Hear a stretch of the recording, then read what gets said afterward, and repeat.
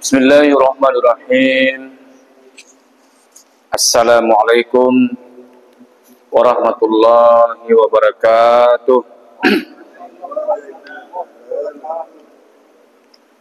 Alhamdulillah alladzi 'allama bil qalam 'allamal insana ma lam ya'lam.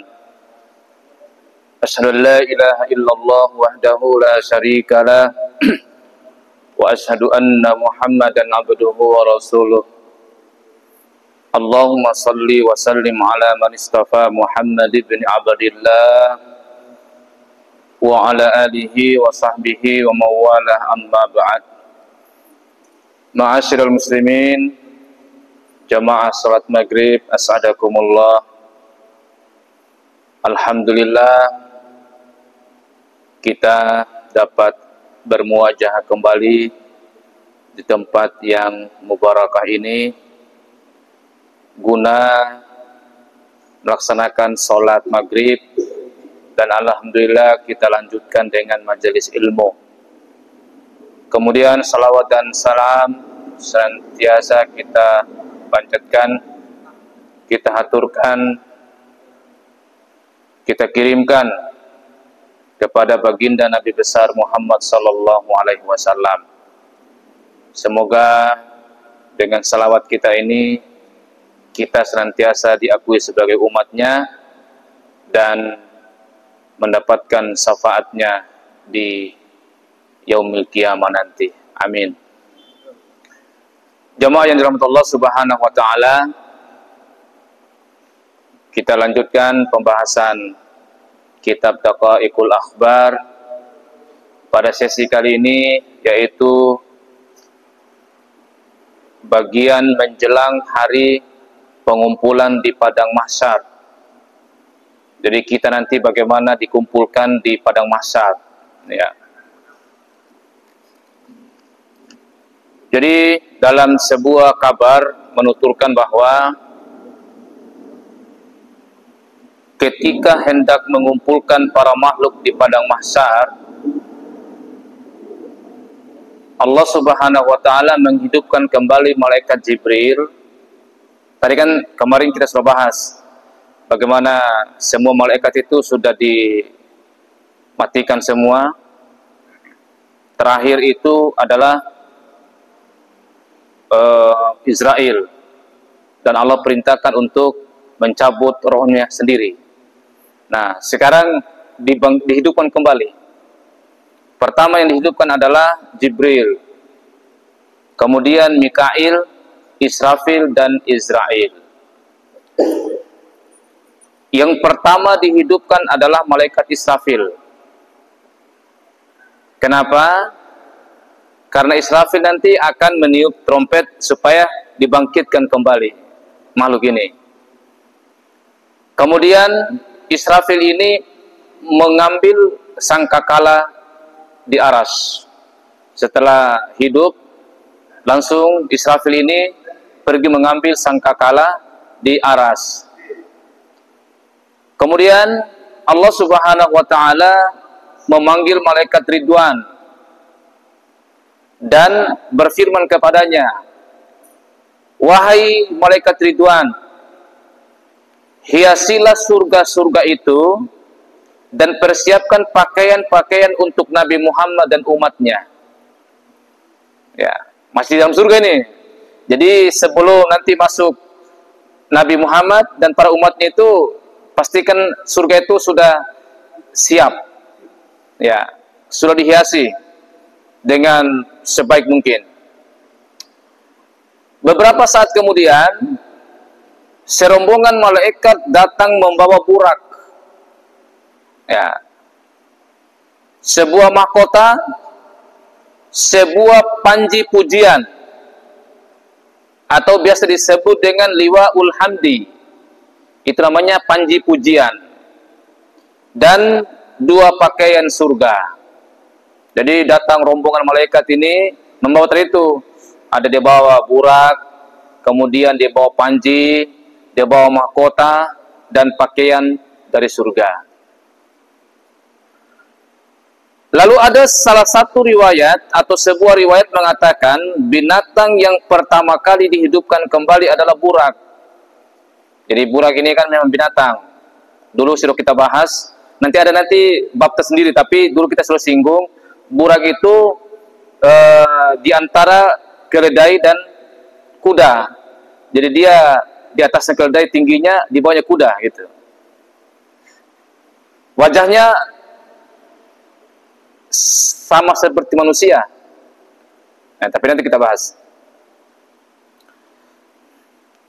Setelah menghidupkan burak, Allah berfirman kepada para malaikat, berilah burak ini pakaian. Suruh dipakai. Ya. Dengan sigap, para malaikat memakaikan burak itu sebuah pelana yang bertahtahkan yakut atau nama permata berwarna merah. Sebuah tali kekang yang terbuat dari zabarzat atau nama mutiara hijau, dan 2 buah perhiasan, satu berwarna hijau dan satunya lagi berwarna kuning. Kemudian Allah Subhanahu wa taala berfirman kepada para malaikat, pergilah ke makam Nabi Muhammad. Tempur ke? Ya. Disuruhlah para malaikat ini pergi ke makam Nabi Muhammad, karena nanti yang kita tahu semua, jadi nanti yang paling pertama dibangkitkan siapa? Nabi Muhammad. Nabi Adam itu belakangan, Pak. Ya. Mereka pun pergi menuju makam Rasulullah sallallahu alaihi wasallam. Ketika itu bumi benar-benar sudah hampa dan rata sehingga mereka kesulitan menemukan pusara Muhammad. Tapi gue liri rata Muhammad ya itu. Kan sama rata benar ke? Setelah hancur, setelah bumi ini hancur itu dikembalikan lagi, tapi dalam kondisi rata. Dia tidak ada, tapi posisi Masjid Jami' Rahman ini tidak ada. Tapi posisi Pak Firman tidak ada. Ya. Pada si lokasi Masjid Jami' Rahman, berarti pada posisi Pak Firman kan ada. Ya. Tapi ini rata semua. Ya. Saat mereka tengah mencari-cari dalam kebingungan, tiba-tiba bingung ini lah. Tetapi ada posisi nih, ya. Padahal mereka kan tahu di daerah Madinah itu kan di situ dikuburkan. Tapi kan nanti rata lah berdana, rata sama mana Pak? Ya. Jadi tanah yang ada di Arab, tanah yang ada itu sama Pak, rata semua. Nah, tiba-tiba Nur Muhammad memancar ke langit. Dari kuburan itu memancar, pokoknya nentulu sampai selangi. Dari para malaikat. Akhirnya, Allah secahaya kah? Tembus ke langit. Didatangilah. Mereka mendekati tempat munculnya nur tersebut. Lalu malaikat Jibril berkata, wahai Israfil, sapalah Muhammad. Rojo puni, lau salam pura rojo. Dan sampaikan maksud kedatangan kita padanya. Nguapu, tujuan kehadiran kita ini, menyapa Nabi ini. Ya, yang diperintahkan adalah Jibril berkata, dia perintahkan kepada Israfil. Ya, gai Israfil, malaikat Israfil, engkau saja yang menyapanya karena engkau adalah teman karibnya di dunia dulu. Jadi Israfil nolak nak. Hanya saya nih gendai mete ku lengan oga leng akrab nawar sama-sama mau lapor na mengupu ke dunia re. Ya kan dah lapor na di ma sanai lo wamu waktu ke kelono wahyu la antar sampai hijrah bertemu dengan Allah dan sebagainya, ya. Dia pulang ke hila Israfil. Lalu malaikat Jibril berkata, jangan aku. Nih, karena diriku sangat malu kepadanya. Nah, itu sang maja poda ada oleh Nabi ini. Nah, lo pemajagai Jibril terhadap Nabi itu. Pokoknya karamah punya jangankan Nabi kan, punya itu ulama dek karismatik kan tentu maja ada tepa. Non tak boleh itu hantai semata tidak bisa itu kan. Ya. Jadi malaikat Jibril itu malu, Pak. Malu bertemu dengan Rasulullah. Lalu malaikat Israfil pun berkata kepada malaikat Mikail, wahai Mikail, sebaiknya engkau saja yang mengatakan maksud kedatangan kita kepada Muhammad. Au cambegai pada Mikail, ia mengatakan, oke, naubah, bagai risau ini, Israfil, tinggal kamu, Jibril, itu balik, majadu kamu, oke, naubah itu sih. Berpatik dan degainya, sementara kita ini diperintah oleh Allah untuk menyapa Nabi, itu kan? Kadisa rubeki Mikail. Lalu ia mengucapkan salam kepada Nabi Muhammad. Assalamu alayka ya Muhammad. Namun sampai beberapa saat ditunggu-tunggu, ini ada jawaban kan ini? Tak juga terdengar jawaban dari Nabi. Dia dicambuk Nabi ya. Dia salam bani, assalamu alayka ya Rasul. Assalamu alayka ya Muhammad. Dari jawaban. Kemudian ketiga malaikat itu berkata kepada malaikatul maut, wahai Israel atau wahai malaikatul maut, sepertinya engkau sajalah yang berbicara kepada Muhammad. Sebab wa salam ba Mikail tinggal dicambe pa Nabi, lain tinggal dicambe, tidak ada jawaban. Ya, tapi ini masih di bawah nih. Di terlihat di bawah sana Nabi ini. Masih di dalam.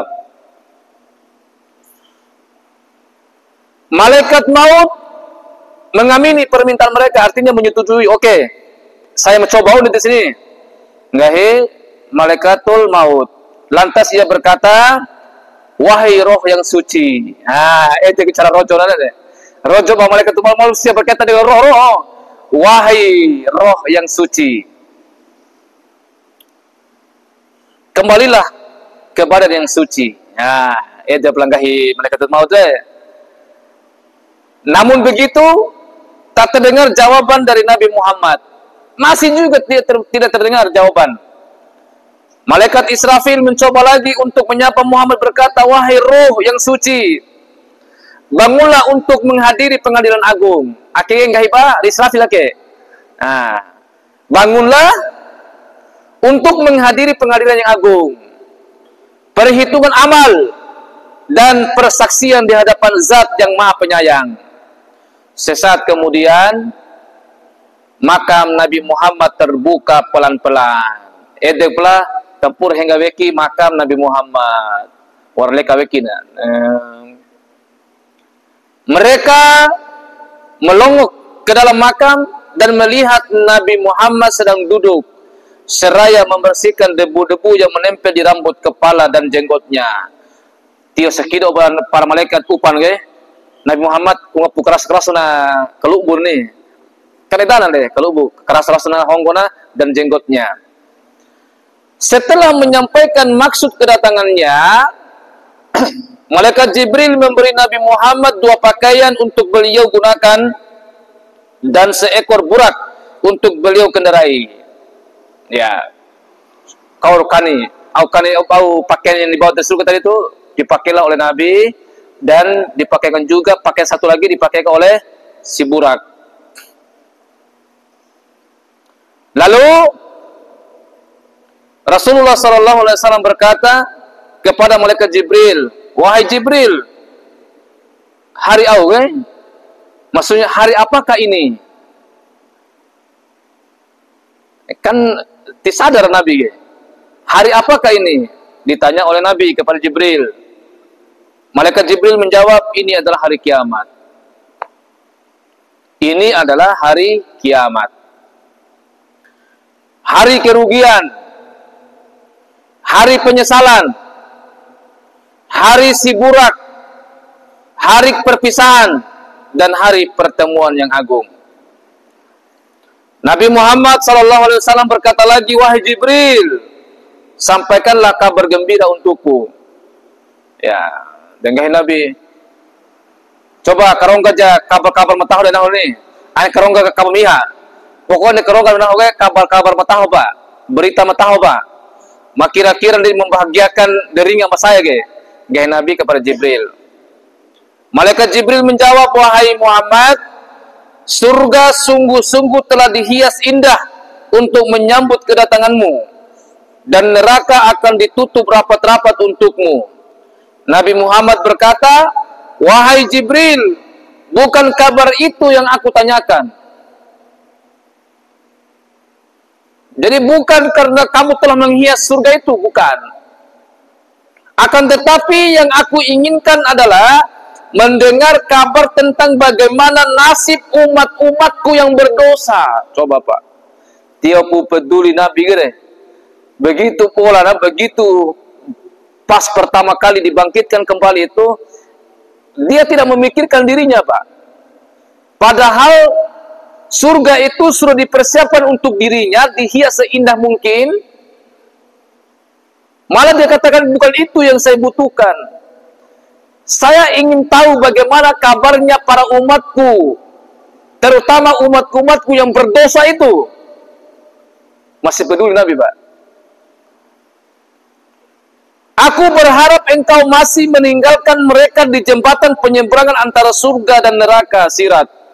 Artinya Nabi itu berharap umat-umat yang berdosa itu belum dimasukkan ke dalam neraka karena dosanya. Berharap Nabi itu supaya bisa memberikan syafaat dan dimasukkan saja ke surga gitu. Luar biasa deh.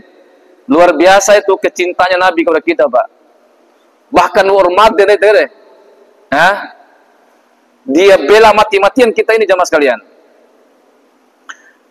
Malaikat Israfil menjawab, wahai Muhammad, demi kemuliaan Tuhanku, ketahuilah, aku tidak akan meniup sangkakala di hari kebangkitan sebelum engkau dibangkitkan terlebih dahulu. Ya. Jadi, karena Nabi sudah dibangkit ini. Mendengar jawaban tersebut, Rasulullah SAW berkata, sesungguhnya hatiku sudah lega dan bahagia, dan mataku pun sudah terang benderang. Artinya, berarti pelaga.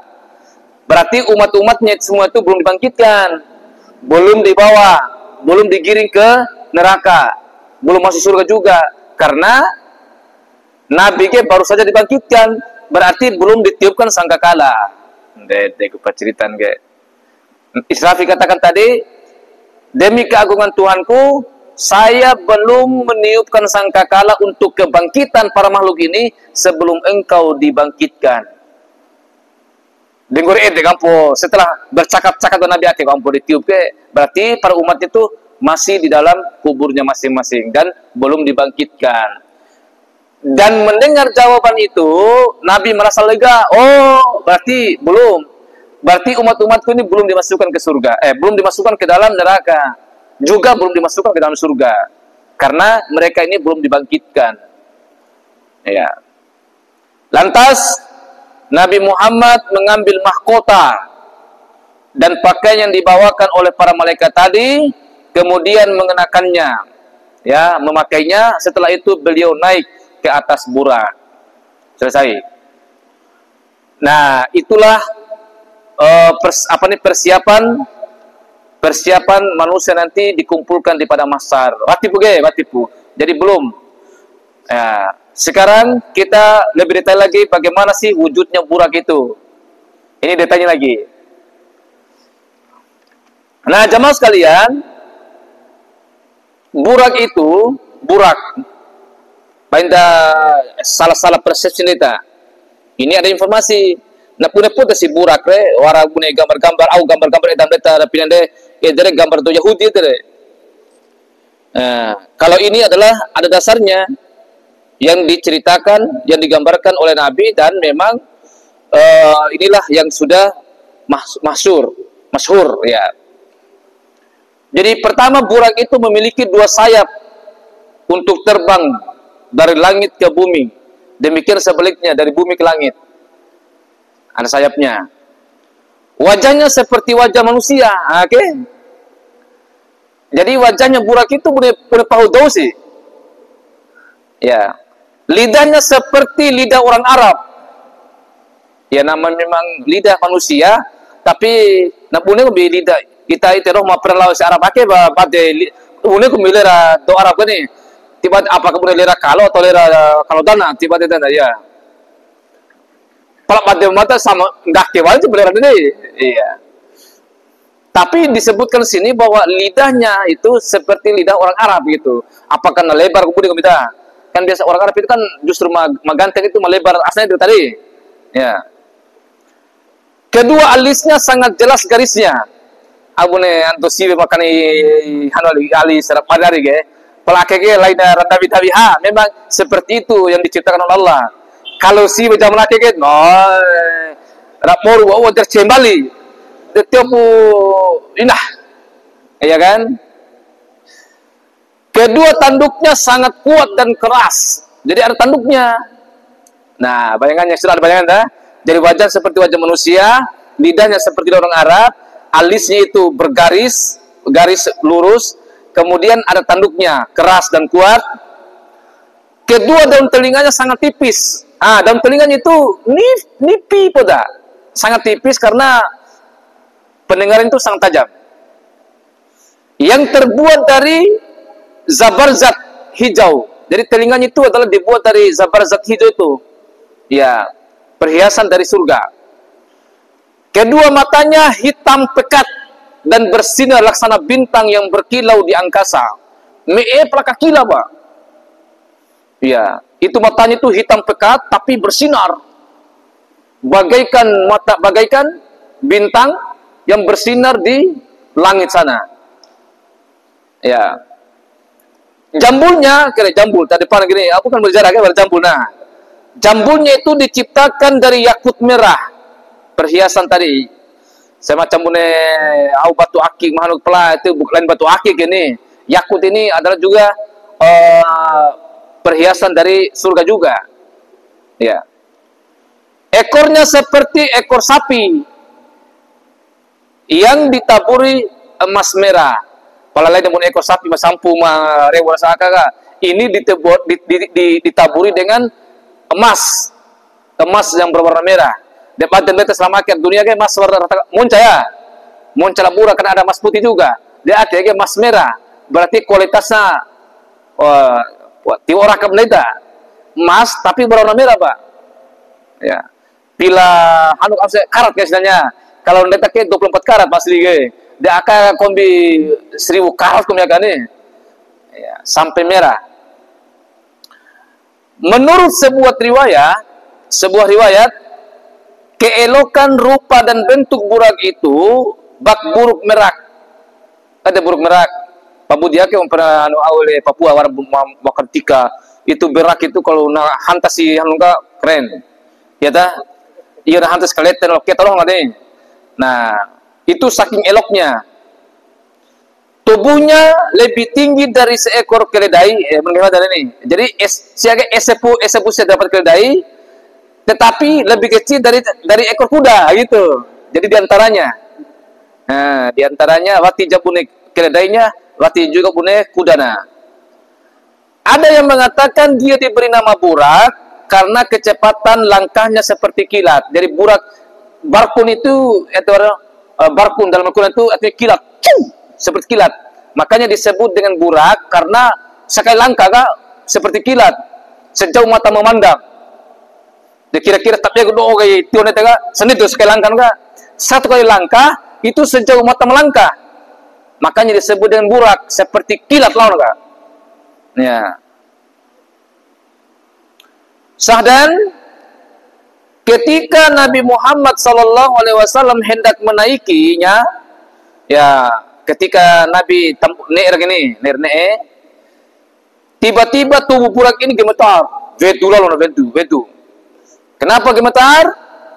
Ia berkata, wahai Jibril, demi kemuliaan Tuhanku, aku tidak mau seorang pun mengendaraiku selain seorang Nabi dari keturunan Bani Hasim, bermarga Abtahi dan bersuku Quraisy, yaitu Nabi Muhammad bin Abdullah, sang penerima kitab suci Al-Quran. Dede pelangga hiburage siage watingawana neege betul selain itu sebutan itu maksudnya selain Nabi nih, selain Nabi. Lalu mendengar suara itu, ya, Rasulullah pun berkata, wahai Burak, akulah engkau yang engkau maksud. Nah, tahu nih, rapeh ini, ya, keturunan dari Bani Hasim, Saire, kemudian bermarga Abtahi, awaran diselawat, ya Abtahi, assalam, gitu kan? Keturunan Abtahi dari suku Quraisy, yaitu Nabi Muhammad bin Abdullah. Nggak Nabi, dan tahu nih, nahwa gitu. Sehingga setelah itu beliau naik ke punggung dan mengendarainya menuju surga. Ya. Sesampainya di depan surga, Nabi Muhammad bersimpu lalu bersujud. Kemudian terdengarlah sebuah suara gaib berseru. Sujud Nabi di depan surga. Di surga, lalu Nabi mendengar suara, dan memang ada suara berseru, wahai Muhammad, angkatlah kepalamu. Hari ini bukan hari untuk ruku, bukan pula untuk sujud. Hari ini adalah hari perhitungan amal dan hari pembalasan. Angkatlah kepalamu dan ucapkan permohonanmu, niscaya permohonanmu itu akan dikabulkan. Artinya saat depre lain dua waktu di sujud, lain dua waktu di sembahyang, lain dua waktu lain dulu. Tinggal nanti saat itu menerima saja apa yang kita lakukan di dunia ini. Nah, jadi tidak perlu lagi sujud-sujud. Ya. Padahal mungkin maksudnya ini adalah sujud Nabi ini dalam rangka rasa penghormatannya terhadap Allah gitu. Karena diberikan surga yang luar biasa. Nabi Muhammad SAW berkata, ya Tuhanku, aku memohon agar engkau sudi memenuhi janjimu kepadaku tentang nasib umatku. Masih memikirkan umatnya lagi, jemaah sekalian. Nabi ini sudah dalam surga, tetapi justru yang dipikirkan adalah bukan dirinya, tetapi yang dipikirkan adalah malah umatnya. Kita ini dipikirkan, Pak, terutama umat-umatnya yang berdosa. Ya. Allah Subhanahu wa taala menjawab, baiklah, aku akan memberimu segala sesuatu yang membuatmu senang dan gembira. Pokoknya bersenang gomi Muhammad dan kombegu. Rahot Pak. Ya. Jawaban inilah yang pernah dijanjikan Allah kepada Nabi. Allah berfirman, wala saufa yu'tika rabbuka fatarda. Dan kelak Tuhanmu pasti memberikan karunia-Nya kepadamu, lalu hati kamu menjadi puas. Ad-Duha ayat 5. Ya. Kemudian Allah memerintahkan kepada langit untuk menurunkan air hujan. Jadi belum ini untuk di dunia, Allah perintahkan kepada langit turunkan air hujan. Maka langit pun menurunkan hujan deras seperti keluarnya air mani seorang laki-laki kencang. Nah, ini bahasa ini dalam kitab ini, gitu kan? Hujan itu berlangsung selama 40 hari. Upam purnai lalu ura kan? Berhenti nah.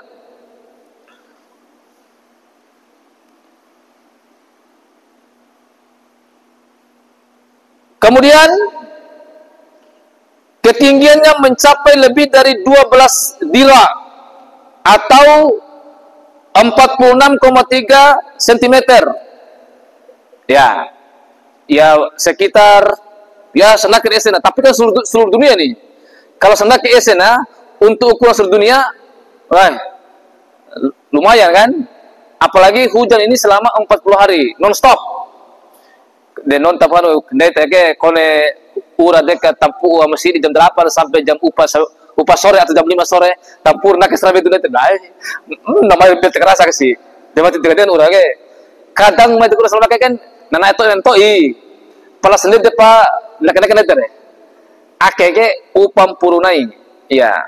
Sehingga semua daratan itu tergenang dengan air setinggi 46,3 cm, kira-kira segini tingginya. Reke benih. Berarti dia sampai 50 meter, tapi kan seluruh bumi nih. Berkat air tersebut tumbuhlah berbagai macam tumbuh-tumbuhan, termasuk di dalamnya sayur-sayuran, morimbali dulu tumbuh-tumbuhan. Morimbali, singkat cerita, akhirnya terbentuklah sebuah alam yang menyerupai bumi dulunya. Akhirnya kembali di bumi ini karena mori tumbuh-tumbuhan, mori de parongge, mori de kamica, ya, mori de pori sisi, ya, mori mina do. Mune sintoi mori pende, mori bali mina do. Mori bali mina do. Ya.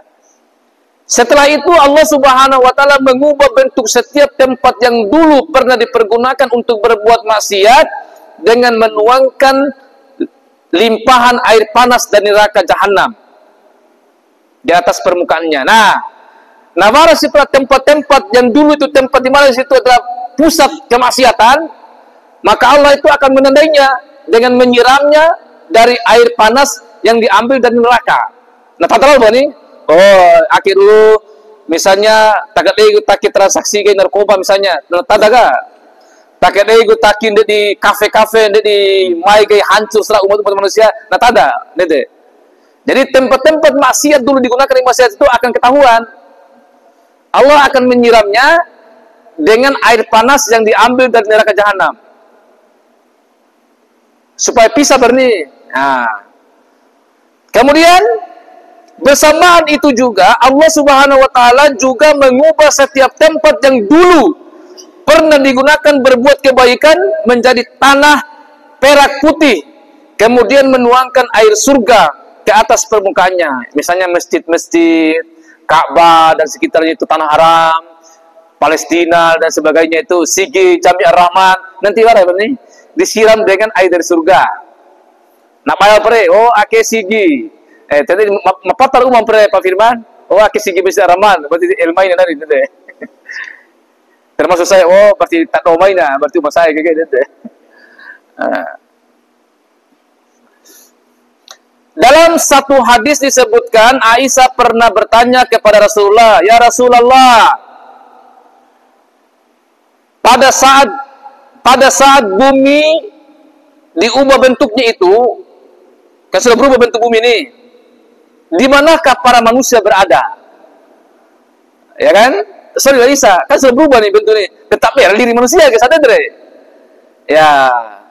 Aku sampaikan kepada Rasul, wahai Aisyah, engkau menanyakan sesuatu perkara besar yang tidak pernah ada seorang pun yang menanyakan kepadaku. Iya, ini terus satu sorry masalah dede. Tapi Aisyah tiba-tiba Aisyah itu bertanya terkait dengan hal itu. Nabi katakan, ketahuilah, sesungguhnya manusia pada hari itu berada di atas jembatan sirat, yaitu jembatan tali itu. Jadi di saat bumi itu mulai berubah, tumbuh dan sebagainya, manusia saat itu sedang berada di atas sirat. Jadi perjalanan wara mama ketape dulu neraka, wara anu. Nah, nanti kita akan bahas dengan apa itu orang itu bisa menuju surga. Wara melampat dana, wara menente kendaraan-kendaraan sesuai dengan yang dia korbankan dulu. Ake gupentina warasi arujiki pabudie bipiti. Usahakan ndai tege seumur hidup ini pernah berkurban. Karena kehendak nanti orang beriman menuju surga itu dengan mengendarai hewan kurbannya, Pak.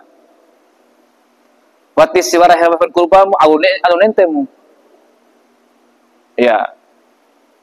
Nanti ada di sini nanti bahas nanti. Ketika nanti orang nanti dikumpulkan di padang mahsyar, ada pada bab tersendiri nanti.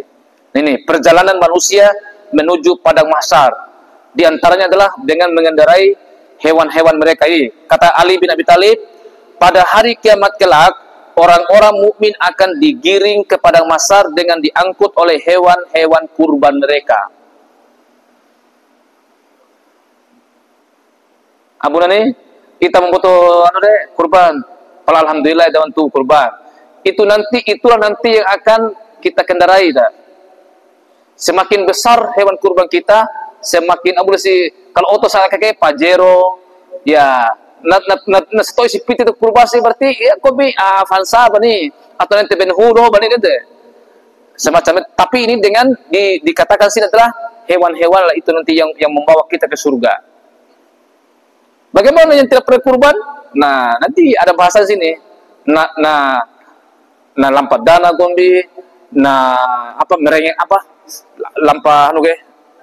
Lain lampa dana, lampa kita tuduh ya, tergantung. Ya. Nah, jamaah sekalian Allah Subhanahu wa taala mau tebak tuh. Oncaran cua. Jadi selanjutnya kita akan bahas nanti seperti itulah perjalanannya.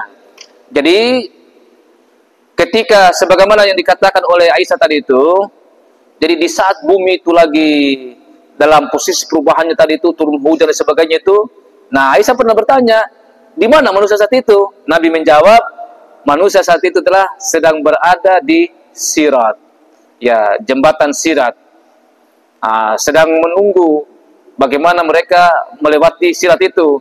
Kita itu wara yang berjalan dengan merangkak, berjalan kaki, ada yang menggunakan kendaraan sesuai dengan hewan-hewan kurban yang pernah dia kurbankan selama masa hidupnya. Kalau kita tuh si kurban capi, insya Allah nanti kita naik capi.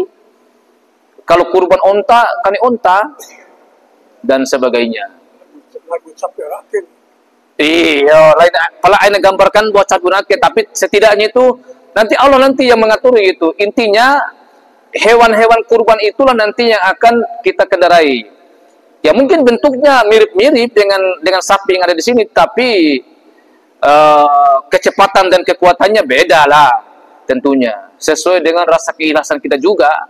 Komisi wara ngang harus dan sebagainya. Nah, jamaah sekalian Allah Subhanahu wa taala, untuk pertemuan selanjutnya kita akan bahas tiupan sangkakala yang ketiga, yaitu disitulah dibangkitkan semua makhluk, dibangkitkan kembali untuk dimintai pertanggungjawaban. Jamaah sekalian Allah Subhanahu wa taala, mari kita sama-sama menutup pertemuan ini dengan membaca doa kafaratul majelis. Subhanakallahumma wa bihamdik, asyhadu an la ilaha illa anta, astaghfiruka wa atubu ilaik. Akhiru da'wana summa wassalamualaikum warahmatullahi wabarakatuh.